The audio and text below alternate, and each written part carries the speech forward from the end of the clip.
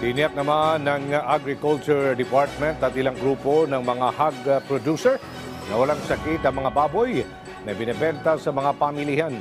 Ayon sa National Hog Federation of Farmers, natakot ang ilang mga mamimili sa pagkain ng baboy.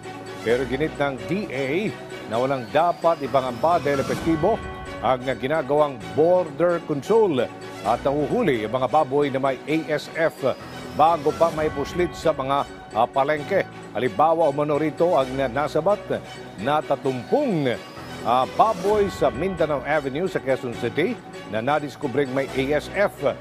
Suma sa ilalim na ito sa condemnation ngayong araw, sumatotal higit 200 baboy na naharang sa mga checkpoint. Kaugnay naman ng gagawing controlled vaccination laban sa ASF, hiling ng ilang mga hog producer sakaling mapatunayang epektibo ay maging abot kaya ang presyo ng bakuna dahil posibleng magpataas ito sa presyo ng karne ng baboy.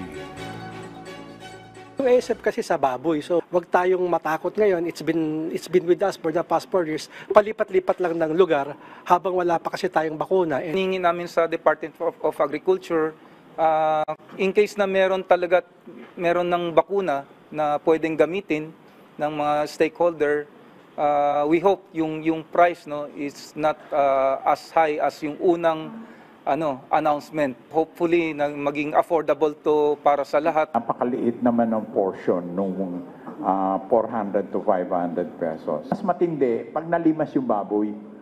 Okay? Kuha na yung puhunan mo, magbaong ka pa, gastos pa yon.